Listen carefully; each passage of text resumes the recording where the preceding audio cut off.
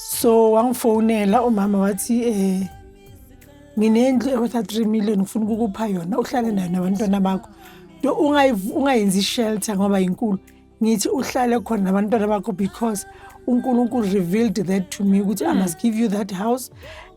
You need to adjust, you need to rest now ufana nabanye abantu. I want to tell abantu ukuthi ukunceda abantu, don't expect anything from them, because the minute you start expecting, you won't do the right thing, which means it's not your passion, it's a business to you. Because mina, I'm helping out of the blue. Aguna cent engenayo, agunani, but ngihlula nalaba banamasa abantu banama funding. Sanibonani, Molweni, Dumelang, Lochan. This is TVC, Pastor's Kids Growing with Expectations. This is your host, Ulindwe Mdlalose, who is a PK that was never content, a PK that used to envy other people's life. Then I was introduced to good drug trafficking. I traveled all around the world. In 2012, that's when I had a problem. Ngaboshwa eArgentina ngathi uNkulunkulu ngiyakudinga because bese ngibona ukuthi impilo yami manje seya ekushabalaleni. So this is the reason why we are here as a TVC Pastor's Kid Growing with Expectations, ukuthi sizoxoxisana nama testimonies ethu sikwazi ukencourage abanye abantu ukuthi kuyaphumeka and kuyahambeka and futhi kuyadluleka. Namhlanje Nkosi yami sibusisekile sinomam Cynthia uzosixoxela kabanzane. I respect her a lot because of ngirespectani kangaka kuye inhliziyo yakhe. She's a very hardworking woman. Umama ongenelelayo ezimeni esithi thina masizibheka sithi Nkosi yami mina ngeke ngikhona. So today we are blessed. Uzositshela kabanzana nohambo lwakhe noNkulunkulu uzosixoxela kakhulu. You are welcome, Sithandwa sami. Nkosi yami. Kaze ngajabula namhlanje ukuzohlala nje nawe kanje. Can you kindly introduce yourself and tell us about your background? Okay. Sanibonani, igama lami nguCynthia wakwaDinalani. I'm a global multi-award winner and a gender-based violence activist. Ngihlala eKempton Park. Sine shelter eKempton Park GBV, and we are doing a lot. We are doing a lot, Sithandwa sami. So since I've started the organization, my organization name is Chirofatsa Rona Welfare and Community Organization. Since I've started this organization, I've managed to help more than 87 women to stand on their own.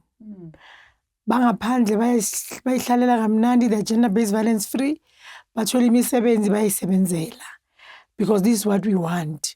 So abomama laba abakhona manje, we are still struggling to get jobs for them, but we know good by the grace of God everything will be fine. So busy. Right now I've got 64 people in my house. I've got children that are raped from the age of 2 years to 18. Nabo mama futhi ababuziwe nabantwana abalahliwe. I've got abandoned children. Babanye bafike banama 1 week, 2 days kanjalo nje. I've raised them alone, and we are a self-funded organization. Asinalutho Sithandwa sami. We depend on donations and all, because the reason I started this is because we are tired of waiting for the government to give us shelters, while our women and children are raped and killed every day. So ngabona ukuthi it's a must ukuthi ngisukume nami ngibona ukuthi ngenzani as a woman. So I spoke to my kids. Ngathi bantwana bami kunento esenzakalayo. Can't we do something? Can I bring the people to come and stay with us? But as long as it makes you happy, we don't have a problem. Kanjalo beza bahlala nami endlini. We are a multiracial organization. We've got whites, we've got Indians. You can think all nationalities we do have, because others are foreigners. Let me put it like that, because most of the shelters around us, they don't take foreigners. They want an ID. If you don't have an ID, they won't accept you. But I'm saying a foreigner is a human being like me and you. She doesn't have the right to be abused. Naye food. So now we are planning to have a shelter for men. Remember, my organization, it says gender-based, we are taking care of men, women, and children. So no to women abuse, no to men abuse, no to children abuse. So abo baba nabo bayathinteka sithando sami. We've got these women that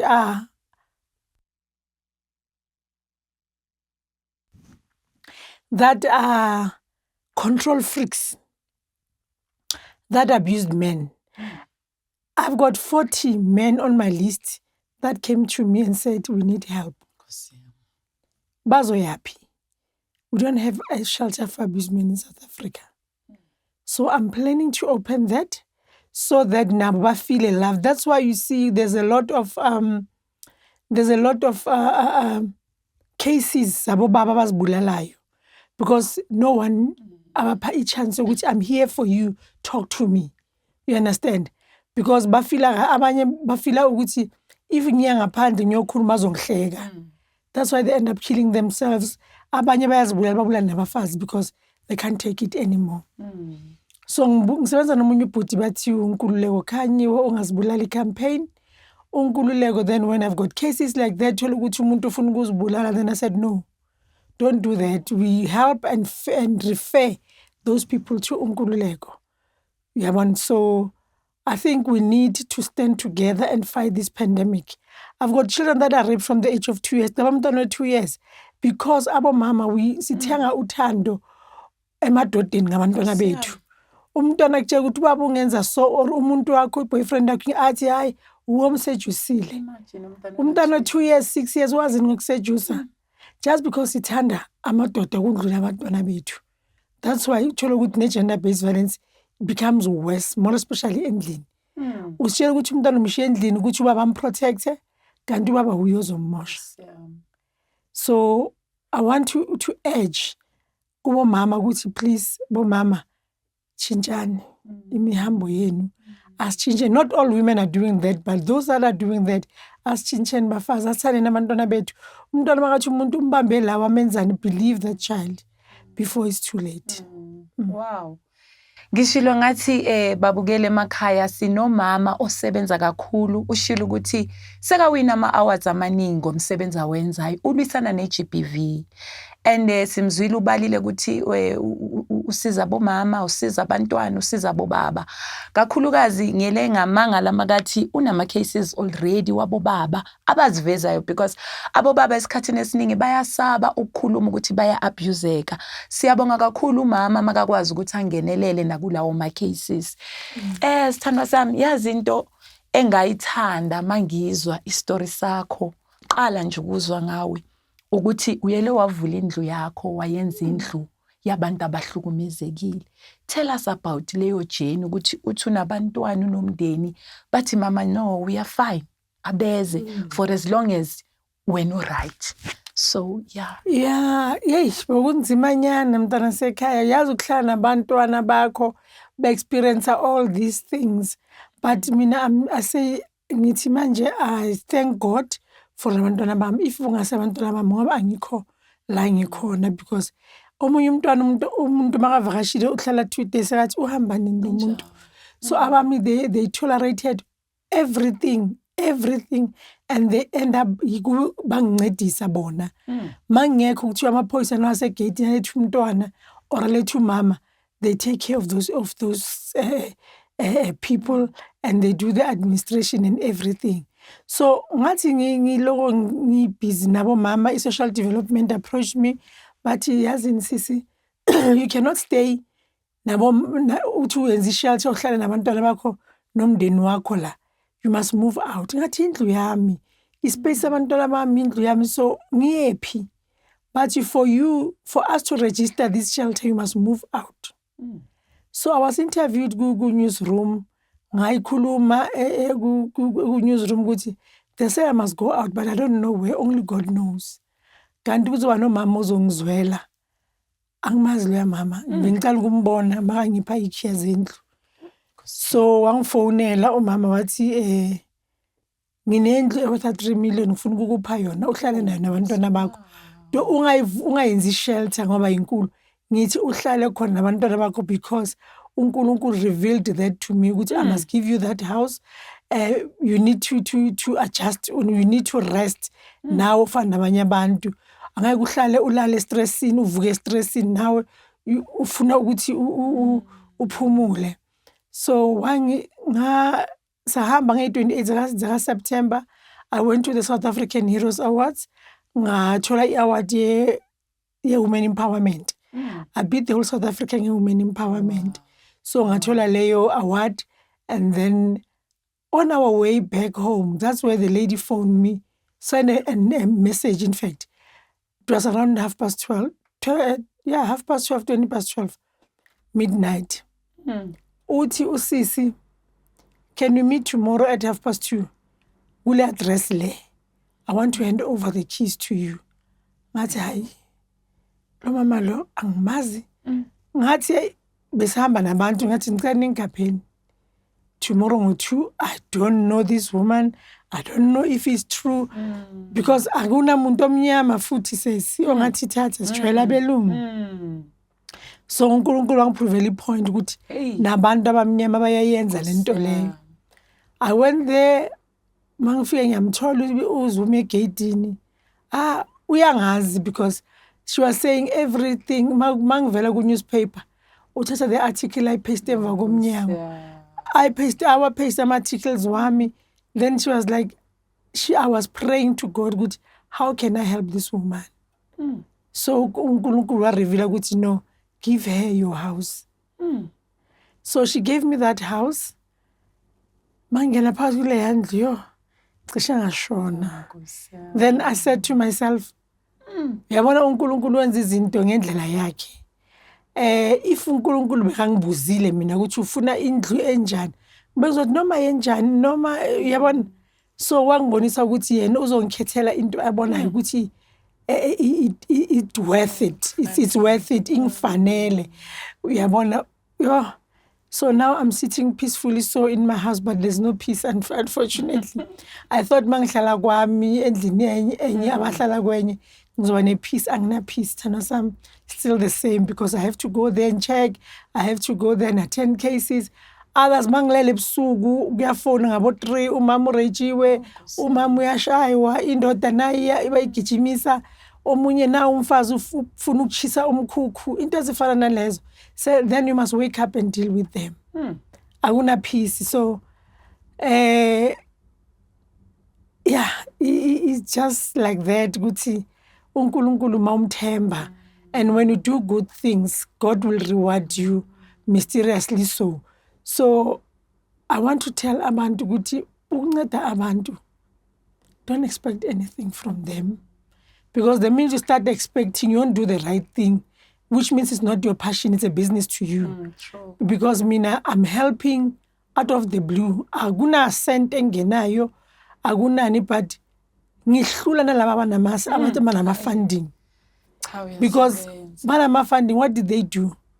Asibeke nama records phansi siboneni ama files sibone ukuthi wena wenzeni, wena une funding, and ubheke mina ngena funding ukuthi ngenzeni. So unfortunately funding as the social development angifuni. I'm sorry to say that angifuni. It will bring red tapes to my organization, as I told you. Ukuthi bathi umama uhlala 5-6 months aphume ayephi, which means we are sending the same mother to the perpetrator. Kanti mina organization yami ithi umama makahlale, simfundise ama skills, simthola umsebenzi, ahamba ayosifunela indawo yakhe ayoziphilela without depending on that man again. So social development mabaphume, which means we are not going anywhere nge-gender-based violence. Uyabuyela phayana bayosayomhlukumeza futhi bese uyabuya futhi. Uyabona? I-states angithi uyakhona ku-states, but the minute you report again, i-states siyaphezulu. Uyabona? So we are trying, I'm trying by all means ukuthi ngi-reduce in number ye-GBV. I know ukuthi it's not easy ukuthi ungathi ngizoyiceda ngeke uyicede. More especially when you still have these incompetent people that are working with our cases. Mina before I say justice is failing us, abo magistrate bayasfaila baphana ngama-bail. When I look into the matters, because I'm dealing nama cases, mamuntu i-victim yamaya court, I go with them and I do the investigations first. I-case mazongena, I go to the senior prosecutors and check which case yethu ihamba kanjani. Because i-organization yami is friends with court. I-register nama court which isebenzisane nawo. Only to find out ukuthi umagistrate uthatha isinqumo mntanasekhaya based on what the police has written. They wrote izinto laphayana ezingabambeki. Then uthole umagistrate makafika athi withdraw this case or uyabona or mupheni bail or whatever, because they don't write they don't write izinto ezibambekayo man ezenza ukuthi icase ibe ne-value. Bashaya lapho nalapho ukuthi uyabona. So kanti umagistrate uya according to what is written. If ubhale statement esi-weak, then uyabona. So it starts with the police. You have a right to go to the police officer and check your statement and ask a copy of your docket. Ukwazi ukubona ukuthi lento ayishilo la yiyo kwamampela engiyenzekele kimi na, or akabhalanga nje ama-showing short. Uyabona umuntu azobhala la ajampele important abhale lokho kunye, then the case ayina value. So that's why ngithi ebantwini ngithi you have a right to go and ask for your docket, bakwenzela i-copy, then ucheck ukuthi lento yenzakala yiyo kwamampela na. Nkosi yami, yazi uvula amehlo, uyasivula nathi, because bese yazi nokuzibuza uthi lo muntu icase yakhe according to what has happened kule nto ayenzile, lo muntu mele ngabe ugwetshwa isikhathi esingaka. Another thing umbuze nginawo, because to me you are my role model. I don't wanna lie, Mam Cynthia, umsebenzi wakho mkhulu kakhulu. So ngiyengibheke inhliziyo ngithi uNkulunkulu mawukwazi kumnika uma inhliziyo ukuthi akwazi ukubekezela, akwazi ukuthwala ubuhlungu, shuthi nathi kupossible singakwenza lokho sibizele kona ukuthi sikwenze kuhlaleni. So ngifuna ukwazi ukuthi ipassion yokuthi ube nalento yokusiza abantu, ube nalento yenhliziyo yokuzwela umuntu makasebuhlungwini, was it something that you were born with? Mhlambe mawukhula ubone nalento ukuthi mangikhula ngifuna ukusiza, or mhlambe ubone isimo esikuso ekuhlaleni, what you know what, I want to be that first woman who's going to make change la ngihlala khona to help abantu abahlukumezekayo ngale GBV. Mntanasekhaya, you know, ngikhulele my mother. My mother besimbiza ukuthi i-RTP. Ngiya-understand ukuthi lo mama lo kanti wenzani. Umama umuntu bekazondlula ngestrati angamazi, afuna indawo yokulala, amfake endlini, athi makalale, ngizawulaliswa phansi, umuntu anikeze umbhedo wami. Ngithi lo mama lo uyangihlukumeza, lo mama lo akangithandi, uthanda abantu basestradini. By then I didn't understand that she's teaching me something. You understand? So ngizibuza ukuthi mawuthi uyangena endlini kunabantu awubazi, ngithi ubani, athi angimazi shem, ngimthola ihluphekele, ngamthatha ngathi azohlala lana. You understand those kind of things? Ngathi lo mama lo angim-understand ukuthi umama unjani. Then when I was working, bengisebenza kamasipala eKuruleni, so I had abantwananyana abafiwe bengibafaka isikolo. Nginalento ukuthi man, nami let me help. Kanti into yakhula kimi, yakhula. Kwaba nento ukuthi ngiyathanda ukusiza kakhulu, noma ngenakho I'll take my last whatever ngiphane. So along the way ngaba nenkinga nami, ngashada, hey ubaba wabantwana bami washona, ngashada futhi, hey ngaba ku-abusive relationship ebuhlungu kabi. So nga-understand ukuthi i-abuse. Remember, if ungenamuntu owakufundisa ngayo ngeke uyazi. If indoda ikushaya ubona kahle ukuthi ufanele ngoba yindoda, or ufanele angishaye because uyangithanda, not knowing ukuthi I was abused. Umuntu akushaye aceda alale nawe lokhu bleeda ulimele ulimele alale nawe ngenkani ngithi hayi indoda yami mhlambe ufila sorry ukuthi ngimshayile kanti not knowing ukuthi lo muntu uyangirape. So I discovered all these things after sekahambile sekuphelile between mina naye ngoba ngabona ukuthi ezinye izinto I cannot stand for them. So ngathi mabathi abuse umfazi uyahlukumezwa iyashaya inhlizweni lento ukuthi I once been there. I feel the pain, I know the pain. So I don't think I'll allow omunye umfazi I feel the same pain engifilile. Abanye they are worse, ama-pain wabo they are worse because omunye warejwa u-uncle wakhe wathatha i-razor blade wamsika la ngaphansi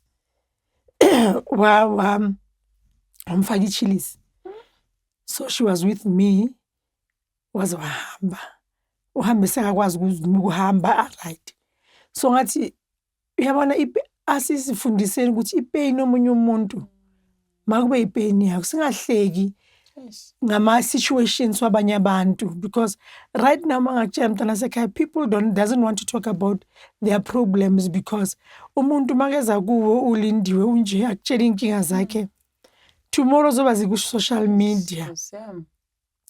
Tomorrow umphakathi uzazi because you are taking those problems ezakhe uzenza a cup of tea la ukuthi manihleli nicoca niyahleka ungambona so hayi wenzani then people decide ukuhlala nenkinga zabo bangakhulumi and ngaleso sikhathi if umuntu bekakhulumile wazothola uncedo umuntu azahlala zabulawe ku relationship because akana la zokhuluma khona. Worst part ama families yo awes nje ungangitsheli wena nento eke yayenza 1 2 into yarejwa into enzani mina ngifani nawe umama kutshela umntanakhe athi you cannot come back home mntana after umshado ongake siwenzile imali engake sispendile bekezela mntana. Then I'm asking myself and I usually ask people ukuthi how many graves do we have zebekezela mntana sekhaya? How many graves do we have sokuthi abantu bazothini? Mina I don't deal ngokuthi abantu bazothini. You laugh at me today, tomorrow you're laughing about somebody else. And ngokutshela ukuthi one thing for sure ukuthi if abantu baloko bakhuluma ngawe that's where they're taking you to greater heights. Remember iBhayibheli lithi uNkulunkulu uzodeka itafula phambi kwezitha zethu. Uzodeka kanjani bangakhulumi ngawe? Uzoyideka kanjani makube wena awuzwiswanga ubhlungu? Somebody must give you pain for you to see success. Remember success comes with pain. You understand? Mina mawukhuluma ngami I won't even ask you. I'll just say God, you are in charge. Angeke ngimconfronte lo muntu. You understand? And the more bakhuluma ngawo the more uNkulunkulu akuuplift mntana sekhaya.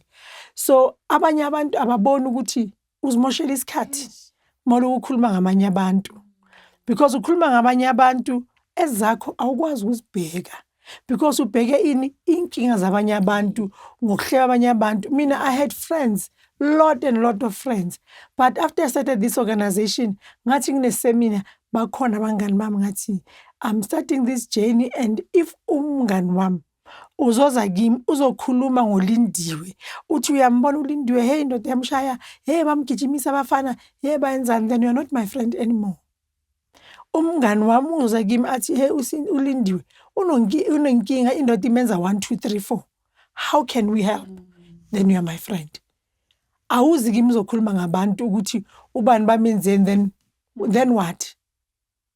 Wonke umuntu siyagowisha Lindi siyagowisha. We've got scars, everybody has scar empilweni. So and other scars they are bleeding because of abafazi. Uba nenkinga khona manje mawuzongitshela bese mina ngiyayithatha ngisa le nale then mawuseyiza kuwe sekuba iscar esiwaphayo. You understand? Then you end up taking your life because awubona ukuthi abantu sebazongihleka ngoba mina I went through 1 2 3 4 and abantu sebayazi indaba zami bayazibulala abantu. They kill themselves. So it's up to us to stop ilento ukuthi sihlebe sikhuluma inkinga zabantu. Let's stand up and help each other. Let's be a sister to a sister. Ithi umuntu omunye makazwa ipain, imagine seyikuwe. You understand? Ukuthi uzokwazi ukuthi uncede omunye umfazi. So masingabafazi asithandani. Manje bayakushaya lapha estradini bayakukhumula ukuthi ngikhumula ijacket ngukuvale ngithatha ivideo. Hey, futhi. Uyayibona? Umfazi uthatha ivideo yomunye umfazi. So which means you're going to do a laughing stock ngalo yamfazi. But into engithanda kunento bathi ikhama sisi.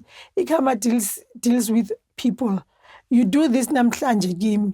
Kusasa yenzeka kuma seyenzeka kuwe yenzakala double. Bese uthini bakuloyile. Hey in abakuloyanga imisebenzi yakho. Remember there's a seed that you plant empilweni zabantu or emhlabeni.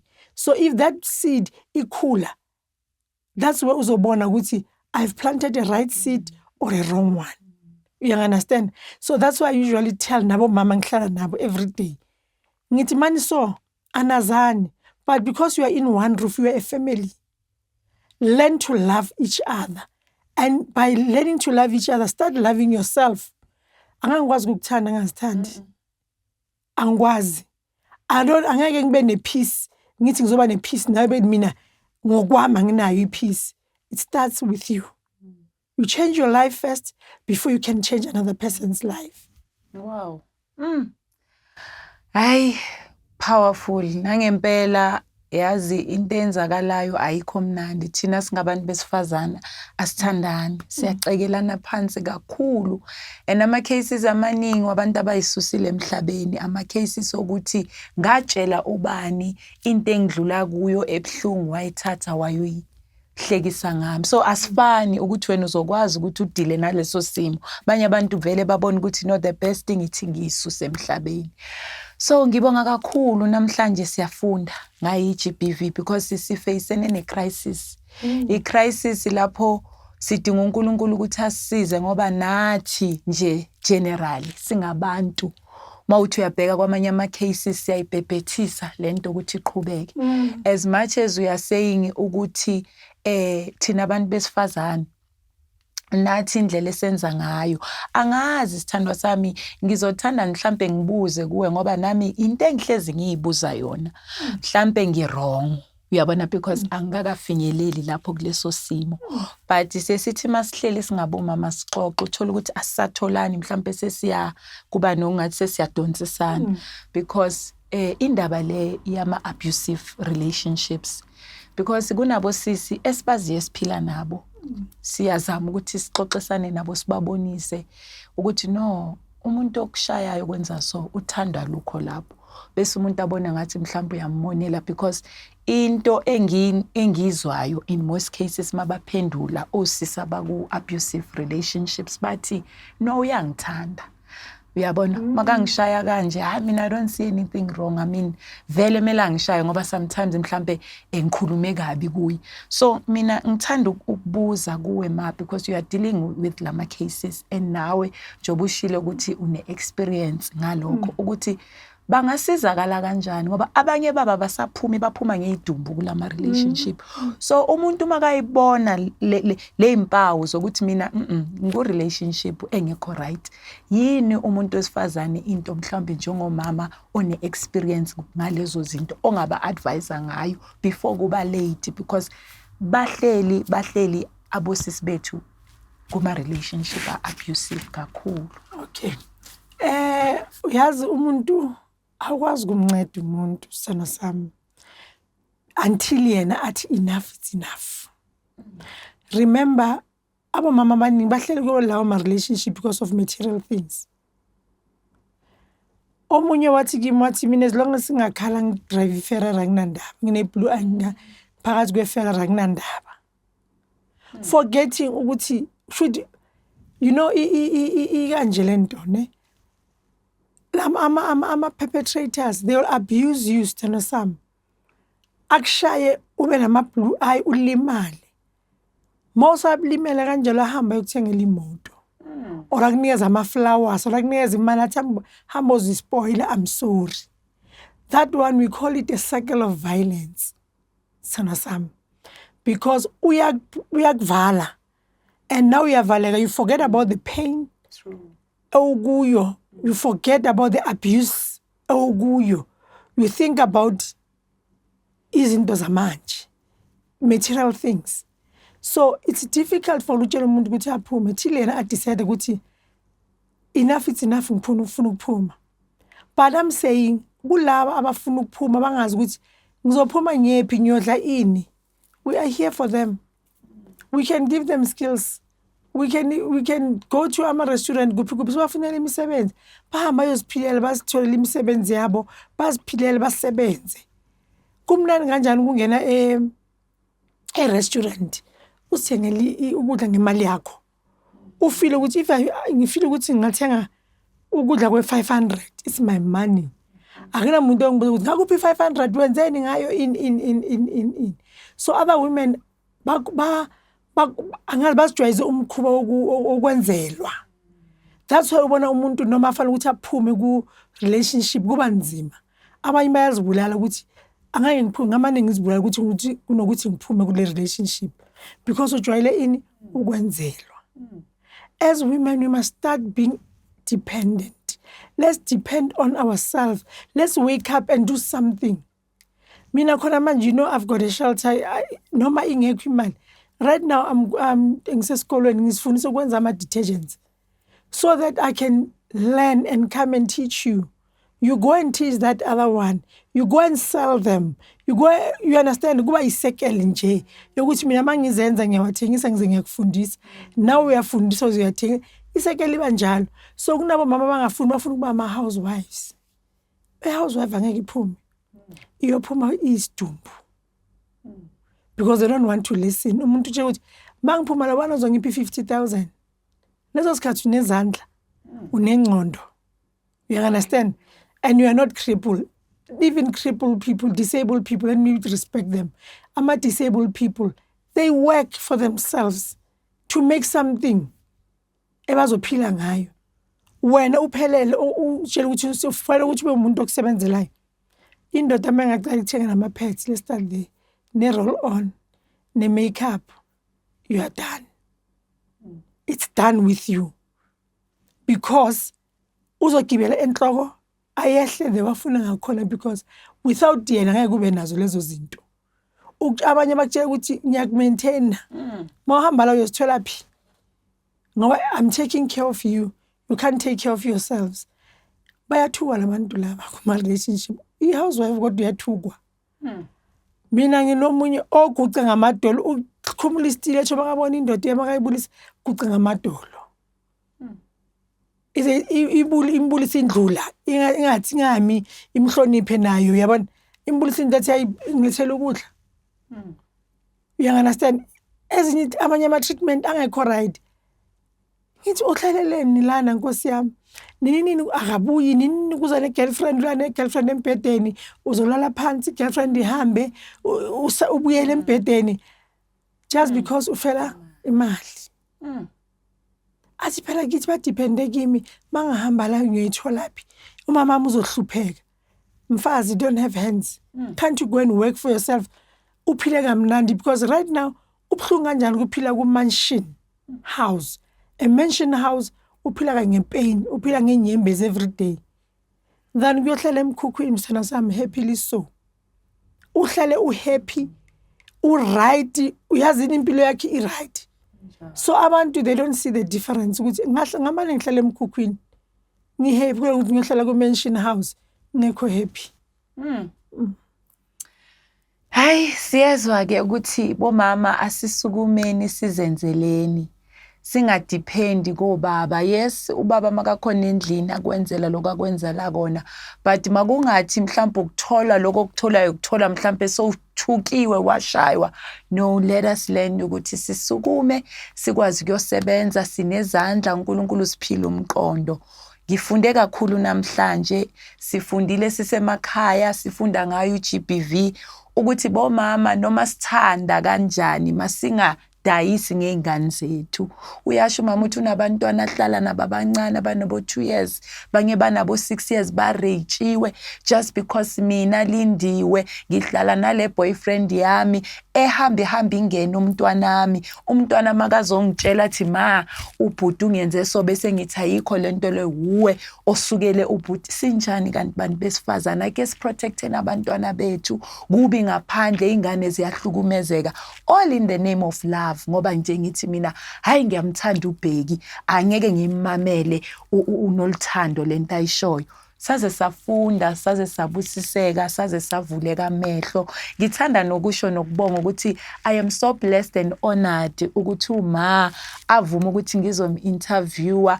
You remember the award engabonga ngayo ngithi ngibonga isupport kunina bantu ekuhlaleni uma i-organization yakhe eyang-honorisha nami babona the community building work engiyenzayo. So it's such an honor for me to have her azohlala ngizoxoxisana naye mina nguLindwe nami ngifunda kuye ngisho ngithi uyi-role model. Ngiyabonga ukuthi ube nesikhathi usihloniphe kangaka uzohlala nje uzoxwayisa umphakathi futhi uzobabonisa ngalomsebenzi owenzayo. Siyathemba ukuthi bazobona ngisho nama department amaningi just to come and support because uma uyasebenza angazi ukuthi bayingakho abantu abavula izindlu zabo bathi wozani ninenhlukumezekile ngeGBV nizohlala la hlale nathi ahlale nomndeni wakhe kanye nabantu ekuhlaleni.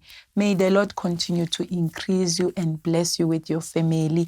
Sesizovala nje amazwi nje okugcina just nje uku-encourage umphakathi abantu abafeyisane nazo inkinga ke lezi esibhekene nazo zama-GBV ama-cases nje akhona nje ngakunikeza lelo thuba usho kena abalalele emakhaya bese uyasho futhi ukuthi utholakalaphi ofuna ukulandela mhlawumbe ehlezeni ufuna ukuvakasha eshelteni uzobanikeza ne-information yakho ke. Okay. Mina umleza enginawo ukuthi abamama nabo baba asithandaneni and then they need to start loving each other in the house. Nabantwana bakhula ngayo lento leyo and then nabo bazokwazi ukuthanda abanye abantwana ngaphandle or bakhule bazi ukuthi uthando into enjani. Asiyekeni ukwenza izinto phambi kwabantwana because abantwana bethu baba amadoma esikoleni bathi umntwana udoma kanti ubuye uyilento ayibonayo endlini bathi umntwana ubhule esikoleni because ukhiphela i-anger yakhe esikoleni abantwana aba-wrong. So bengithi mina yonke into esiyenzayo asibhekeni abantwana ukuthi bakuphi le stop GBV. Umuntu mawubona ukuthi uyahlukumezeka phuma thola usizo, come to us, we'll be able to help you. And then into ekhona in the center of everything that you are doing, invite God. Ngoba nginokuthi kubafazi ngithi mase kunzima for mina ngibona ukuthi angisakhoni akunakudla la endlini angazi ngiyobapha ini labantu ngize ngicule iculo elithi ngikapese kamatla wena kasibili because ayaphela amandla sana sami. So nginokucula lelo culo and nabantwana bami bayazi ukuthi mawungacula lelo culo shem something will happen in the house. So asithandaneni asibekeni uNkulunkulu phambili asithandazeni ukuthi uNkulunkulu must change our situations. Asithandazeni, thandazela abantwana bakho man, thandazela indoda yakho umyeni wakho ukuthi uNkulunkulu makamkhombisa indlela nawe akupha amandla. Nomntwana kunabantwana abangamaphara la ngaphandle abazali abathandanga ukuthi abantwana baba amaphara isimo. But let's try and invite God to change impilo zabantwana bethu. Abantwana bethu bamazi uNkulunkulu ukuthi ubani uwenzani. He can change the situation noma kukanjani noma kanjani, and all the storms are not here to stay. So if ufuna ukuxhumana nathi you can call me on 067 791 4737 067 791 4737, or you go to our Facebook page, Chihofatsa Rona Welfare and Community Organization. Then uzosithola lapho. And the other thing, we've got our awards with 2025 from our National Gender-Based Violence Awards. Our nominations are open till the 30th of November. Nominatan abantu kune link lapho ku Gender-Based Violence Awards ku Facebook kune link. You can open the link and nominate whoever obonayo ukuthi wenza umsebenzi okahle, and then azoba ngoMarch nge-29 zika-March 2025 eMparas Palace. Thanks. Siyabonga kakhulu, ngiyathemba ukuthi nibusisekile emakhaya, nifundile futhi senizokwazi ukuthi moving forward iziphi izinto okumele sizigweme ukuze sikwazi ukulwisana ne-GBV. May the Lord continue to bless you and may the Lord continue to increase you with your families. Bye.